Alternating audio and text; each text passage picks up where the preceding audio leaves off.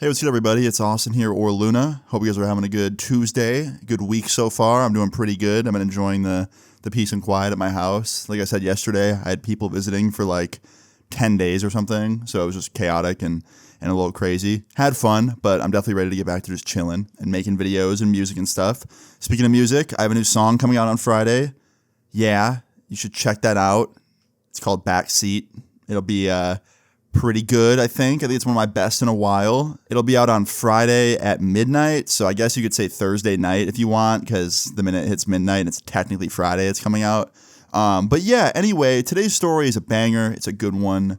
I hope you enjoy it. And yeah, dude, let's jump into it. So today's story time takes place when I was 9 years old. Yeah, I don't usually tell stories from this long ago because honestly, when I was 9 years old, not a lot happened in my life that's worth noting. You know, not a lot of story-worthy stuff. There was a few things, like the thing I'm about to talk about, but for the most part, my life was pretty chill, pretty normal for a 9-year-old, not a lot to talk about, right? However, at 9 years old, because I was 9 years old, I didn't always make the smartest decisions. I mean, I was literally a child, I was a little kid, and little kids sometimes don't think clearly.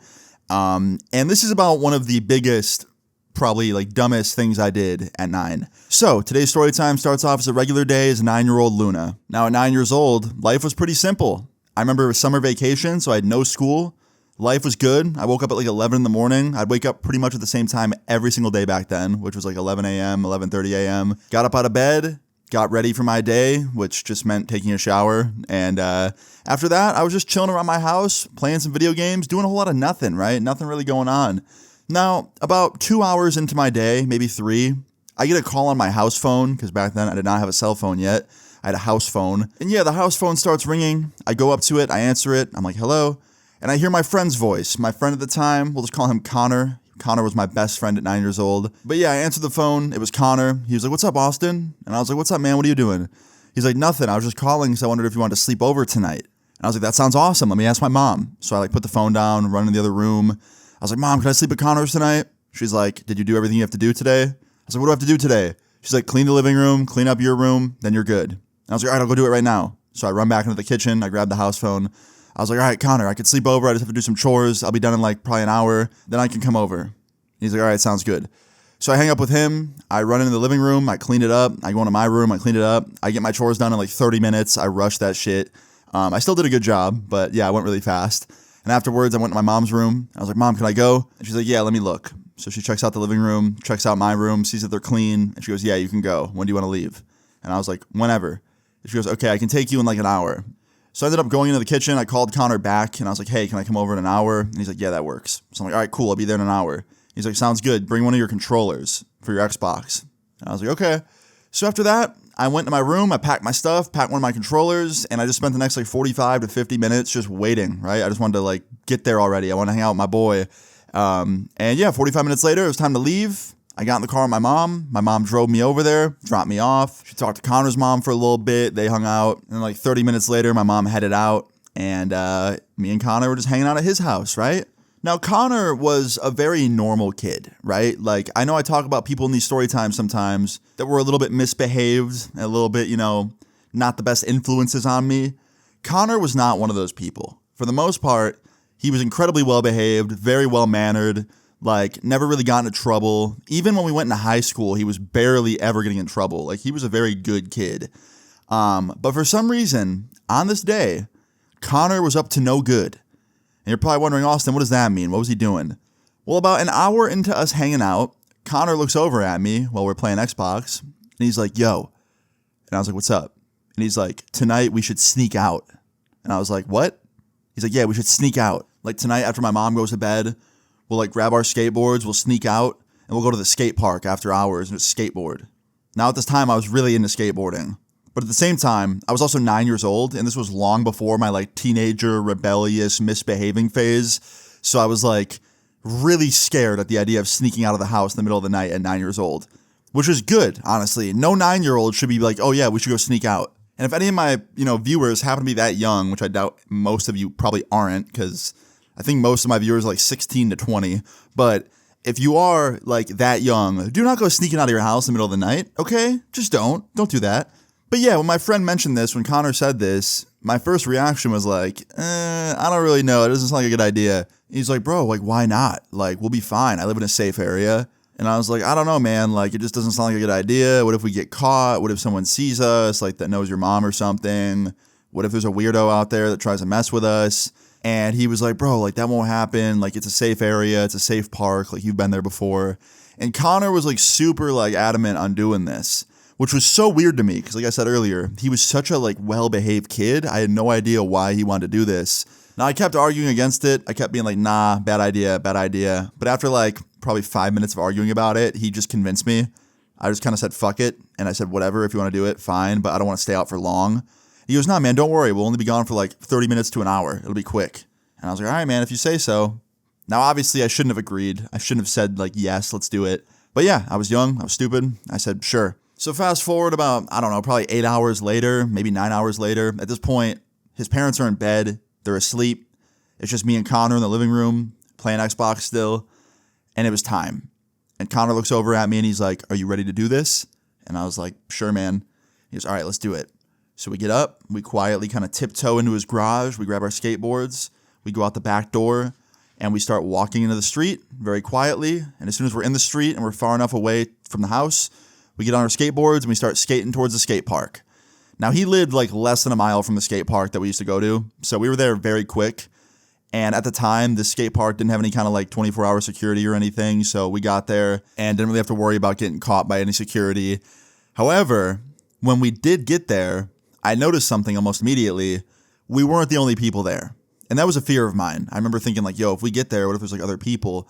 And there was. There was like two dudes, probably like high schoolers, maybe college kids.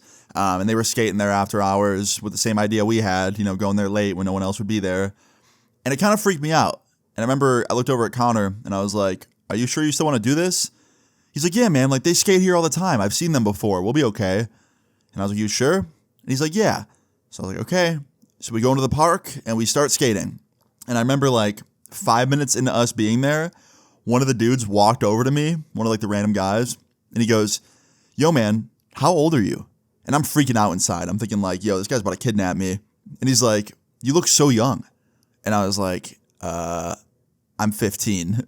I lied to him. And he goes, you are not 15. And I was like, yes, I am. He goes, no, you are not. You sound like you're 5 years old. And I was like, I'm not 5.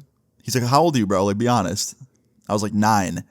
He goes, dude, you're 9 years old? You're 9? I was like, yeah. He goes, bro, go home. You can't be out here this late. And then Connor skates over and he's like, what's going on? And this guy's like, yo, you guys got to go. Like, you guys can't be here this late. You guys are 9 years old. And Connor's like, nah, man, we'll be fine. Like, it's okay. And then the other guy's friend comes over, and now it's just us four talking. And these two guys are telling us we're too young to be there and we got to go. And we're arguing back like, no, we'll be all right. And the one guy, the one that initially started talking to me, he's like, listen, all right, you guys can stay, but you leave when we leave. And we're making sure you guys get home okay.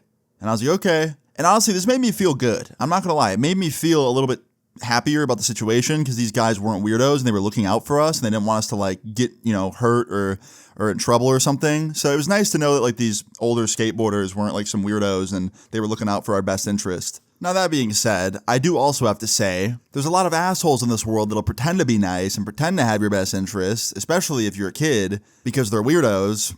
And I'm very lucky that in this story, they weren't that. That's also why I'm saying, you know, don't sneak out if you're a little kid. Anyway, so these skater dudes were actually very cool. And for the whole time of us skateboarding there, they kept their eye on us. They made sure no one else showed up to the park and messed with us. And they kept us kind of under their wing for the time being. Now, unfortunately, everything kind of imploded about 20 minutes later because 20 minutes later, someone that lived in the neighborhood must have saw us skating there and they called the cops and the cops showed up. I saw 2 police cars coming down the street. I yelled out that the cops were coming, and immediately the 2 older dudes, the high school / maybe college kids, they ran. They just like picked their boards up and they ran as fast as they could out of the park. And while they were running away, one of them turned around and yelled something. I couldn't quite hear it because he was already too far away, but it was towards me and my friend, Connor. I don't really know what he yelled. If I had to guess, it was probably like get out of there or something or like be safe. I don't know. Now, as for why they ran away, could have been a lot of reasons. Could have been like, you know, they just didn't want to get caught by the cops and get in trouble. They might have had prior warrants or something and didn't want to like get in trouble. I don't know, but they ran. They didn't want to get caught. After they run, the cops turn their focus on us because we're literally two 9-year-olds at a skate park. And the cops start running towards the skate park. And Connor looks at me and goes, let's go. And he picks up his board and he starts running full speed out the skate park towards like the back exit. And I run after him because it's like, I don't want to stay there alone and get caught by myself. So I run after him. And I remember just like running. And it's not even like I was terrified. I mean, trust me, I was scared. But for the most part in my head while I was running, all I could think about was how much better my night would have been if I just said no when Connor asked me to stay over that night. I could have just stayed home. I could have played Xbox, played some Halo, some Gears of War, enjoyed my night, played my games on Xbox Live, and I wouldn't have to worry about running from the police at 9 years old, right? Now, pretty luckily, because we had a head start, we got away from the cops pretty fast. So the two dudes that ran first, they ran out the entrance, and the cops were kind of like going in that direction. And then when, they gave up chasing them, the cops ran back towards the entrance, and we went out towards the back exit of the skate park. So it was a whole other side of the park we were on, and we had a head start. So yeah, we outran them pretty quick. I remember we ran out of that exit and we just ran through this field, like a soccer field. And at the end of the soccer field, we ended up getting out onto this street. And then we ran down the street, down another street. And pretty soon we were, out of there. The cops weren't anywhere in sight. We were on a street with nobody on it. And we were, for the most part, good, right? Now at this point, we're kind of like at a crossroads, right? Because we could start walking back towards Connor's house, but if we do, we're probably going to run into the police, right? Because literally we have to walk back in that direction, and the park's right there, and the police are going to be looking for us, so we didn't really know if we wanted to go right away and start walking back. So we decided to wait a little bit. We waited like 15, 20 minutes or so, and we're like, all right, let's start heading out and see how it goes, right? So yeah, about 20 minutes later, we start heading back towards Connor's house, and we get on one of the main roads, and we're walking down the main road, and of course, like 5 minutes into walking down this main road, Connor notices a police SUV.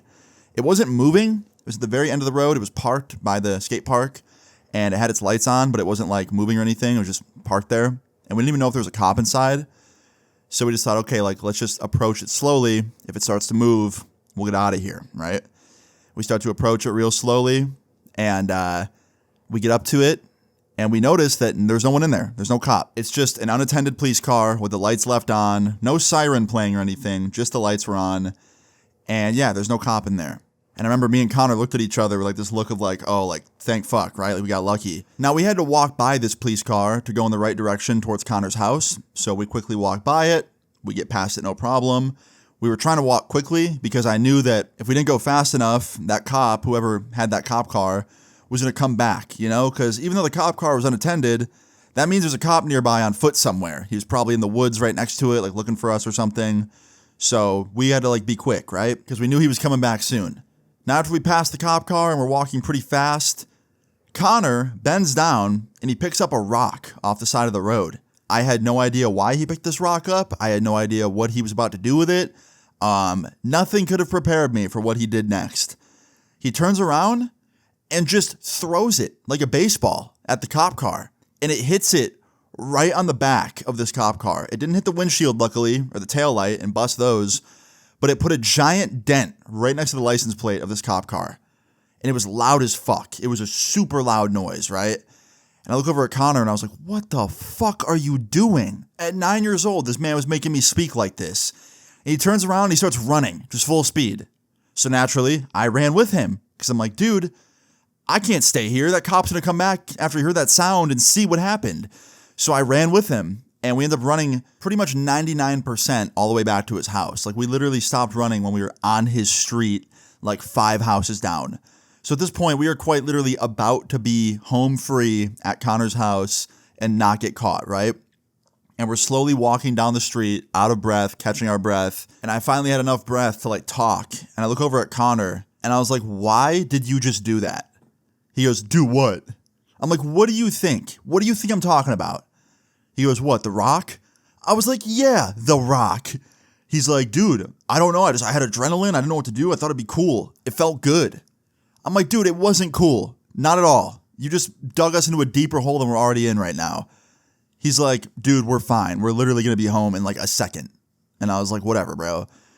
So we keep walking. And we get about 2 more houses down. And at this point, we are literally like 99.9% there, bro. Like we were literally fucking feet from the driveway. You can see his house. And from behind us, I notice the street starts to light up red and blue. And the red and blue lights get closer and closer, and they're lighting up the street more and more and more. And I didn't even want to turn around because I knew what it was going to be. It was the look of police lights getting closer, right? And finally, I turn my head, and I see a police SUV with the lights on getting closer and closer. And they even put their little spotlight on us, right? Now, the police SUV pulls over, and this cop gets out. He's one of the same cops that was at the skate park, literally chasing us. And he goes, "I've been looking for you boys for a little bit now. Finally found you." And me and Connor just kind of silently stood there. And the cop comes up to us, immediately turns us around and handcuffs us. And I'm like, thinking to myself, I'm getting arrested at 9 years old. I'm getting put in the back of a cop car at 9 years old. How has my life come to this? Like, I'm going to be, it's over for me. I'm going to juvie. I'm going to be a 9-year-old delinquent, right? That's what I thought to myself. And this cop sits us both down on the side of the street. And he's like, "So, first question, where are your parents?" And I was like, "Oh, I'm sleeping at his house." And I looked over at Connor. And Connor goes, "Oh, well, my parents, they're right there in that house, like 2 houses down. I live on this street." And the cop goes, "Do your parents know that you're sneaking around at night with your skateboards?" Forgot to mention that. This entire time we were carrying our skateboards because we didn't want to ride them to be too loud and draw too much attention. But yeah, after the cop asked this, Connor was like, "My parents don't know. Like, we snuck out. I'm sorry." He was just being fully honest, right? And next thing I know, Connor starts crying. Like, he's literally crying in handcuffs right next to me. And I don't blame him. He's a 9-year-old kid in handcuffs. It's pretty scary. I, on the other hand, I didn't feel like crying. I just felt like just defeat. I don't know how to explain it. Like, I just wanted to go home and sleep for 10 hours. I was so, like, tired and so over this night. I almost, like, didn't care what happened. I honestly assumed I was just going to go to jail or something, like juvie or something for 9-year-olds, right? And the cop goes, "Okay, next question. Do you guys have anything on you that's illegal?" And we were like, "No." And he goes, "Really? Nothing?" And we're like, "No." And he goes, "How old are you guys?" And we told him. And he's like, "You are way too young to be out here. Like, come on, get in the car. We're going to your house." So the cop keeps us handcuffed, puts us in the back of his car, and proceeds to drive us 2 houses down, literally a 1-second drive, pulls in the driveway. And as he's getting out of the car, he turns around and he asks us, "Were you guys, like, related to those 2 older guys that ran? Like, do you know them?" And we were like, "No," which was the truth. We weren't related to them. We didn't really know them. I think Connor said that, like, he had seen them before. But, you know, it's not like he knew them or anything. Anyway, the cop gets us out of the car. He's walking us up the driveway, about to knock on the door and wake Connor's parents up and, you know, tell them that we snuck out. And while we're getting walked up the driveway, the cop looks down at me and he goes, "Why'd you guys run?" And I literally just said, "I don't know," and shook my head. Because it was the truth. I didn't even want to fucking run. And then he looks at Connor, and Connor goes, "I don't know, I was just scared of getting caught." And the cop goes, "Well, you got caught. I can assure you guys, if you run from the police in the future, the outcome will always be worse than if you didn't run from the police. Because now you've done a lot worse than just, you know, getting caught skating after hours. Now you're, you know, running from the cops and stuff." And I was like, "Yeah, good point." Anyway, the cop knocks on the door. Connor's mom answers the door in her pajamas, looking very exhausted. And she woke right up the minute she saw us both in handcuffs. And she was like, "What the hell? Like, what'd they do? What happened?" And the cop's like, "I caught these kids skating at the park after hours with some other people. When we pulled up, they ran, as well as these other 2 guys that were older. They ran away as well. We haven't caught them yet, but we caught these boys and we wanted to take them home." And immediately Connor's mom starts crying, like bawling her eyes out because she couldn't believe that, you know, these 2 9-year-olds snuck out and ran away. And she was also like relieved, I think. I think she had like tears of relief knowing we didn't get hurt or kidnapped or something. But yeah, after she cried for about a minute, she kind of like composed herself and was like, I'm sorry. Are they in trouble? Like, are they going to juvie or something?" And the cop's like, "No, I'm not going to take them to juvie. Like, just, I'll let you do the punishing." And she goes, "Okay." And the cop proceeds to unhandcuff both of us and let us go inside. And after that, the cop just stood there at the front door talking to Connor. His dad ended up coming down as well and talked to the dad and the mom for a little bit. And after about 20 minutes of the cop talking to them, the cop like waved goodbye to us through the door, and we waved back, and he walked away.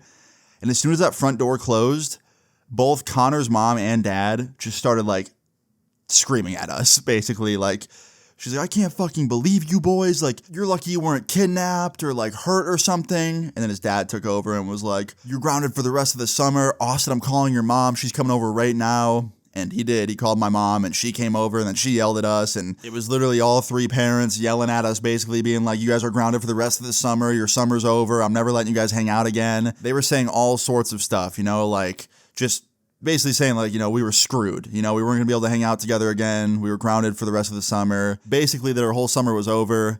But the whole time they were yelling at us, I just kept thinking about one thing in specific in the back of my head. I couldn't believe that Connor threw that rock at that cop car and left a pretty hefty like dent in the back of it, and he didn't get caught. I don't know to this day if that cop that came to the house was the same cop that had the car that was dented. We couldn't really see the back of it when we got put into it. I couldn't really get a good look at the back and see if it was the same car that he threw the rock at. So for all I know, it could have been, it couldn't have been, I don't know. But Connor somehow never got caught for doing that. He literally threw a rock at a cop car and the cop didn't see it. He never got caught for that, never got in trouble for it. And all I could think about was like, yo, if he ever like gets caught for that, he will actually go to juvie. Like they will actually like get him in a shit ton of trouble because that's just so much worse than what they'd already caught us for, right? Now, he never got caught, believe it or not. The whole rock thing, throwing the rock at the cop car, they never found out. To this day, you know, that's just an unsolved mystery. Imagine, like, after I upload this video, the cop that had his car dented watches it, and they go find Connor and throw him in jail. I'm just kidding. But anyway, yeah, they never figured out it was him that did that. I don't know. He never got caught. But our parents were not bluffing. We went home, and I remember the rest of that summer, I couldn't do shit, and we could not hang out at all. After the summer was over and the next school year started, me and Connor started hanging out again, and, you know, we were still close and still friends, and we never did anything that crazy again together, ever. But it was pretty wild, pretty crazy shit, man. Definitely not the average 9-year-old experience, and that leads me to the final part of this video. Moral of this story is, don't do any of the things I talked about in this video at all. You could be 9, you could be 19, you could be 45. Don't do any of the things I talked about, because you will get in trouble. But yeah, guys, hope you enjoyed this story time. If you did, please leave a like on the video. I'd really appreciate it. Feel free to leave your story times in the comments down below. And subscribe if you're new. I'll see y'all later. Peace. Cause you won't let me be. Maybe I'm flat, let me die in the backseat. Let me bleed out, oh, you're not